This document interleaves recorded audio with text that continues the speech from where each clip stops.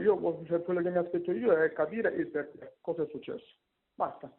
Voglio capire il perché, cosa è successo e se magari poi qualcuno mi dirà se si poteva intervenire diversamente. 5 tra medici e ostetriche iscritti dalla Procura di Treviso nel registro degli indagati con l'accusa di concorso in omicidio colposo. L'autopsia già fissata per domani alle 16. Antonio Giordano, marito di Francesca Schirinzi, la mamma di 34 anni, morta all'ospedale di Oderzo poche ore dopo aver dato alla luce il suo secondo figlio, lascia che l'inchiesta della magistratura faccia il proprio corso. Lo aveva detto dall'inizio, annunciando la denuncia che ha dato il via alle indagini, lo ribadisce ora. Qualcosa in quella sala parto non è andato come doveva. Vuoi, quando il bambino è nato che aveva 2 giri di cordone attorno, di cui uno anche intorno al collo.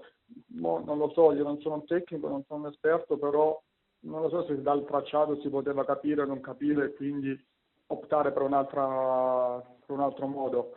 E anche il fatto che comunque io avevo già visto che prima del parto Francesca aveva delle perdite, ma non erano delle perdite normali secondo me, ripeto sempre da non intenditore, però erano delle perdite di sangue. L'attacco cardiaco, le manovre rianimatorie, nessun defibrillatore. Effettuare il massaggio cardiaco, la respirazione a bocca dai medici presenti intervenuti sul momento perché erano stati chiamati in emergenza dalle ostetriche mi è sembrato un qualcosa un po' di strano, cioè quella è una procedura che potrei fare io avendo fatto un corso in bellezza con la Croce Rossa in mezzo alla strada se mi trovo in un incidente stradale, ma in una struttura ospedaliera, in una sala parto di un ospedale.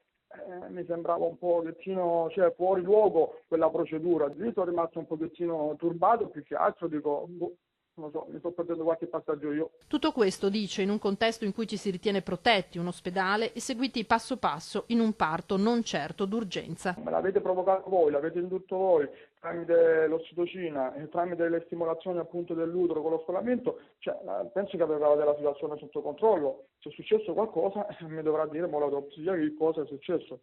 Io quello chiedo, voglio sapere cosa è successo e come magari come hanno intervenuto perché io non lo so. Dopo per bloccare l'emorragia, per quello vorrei capire.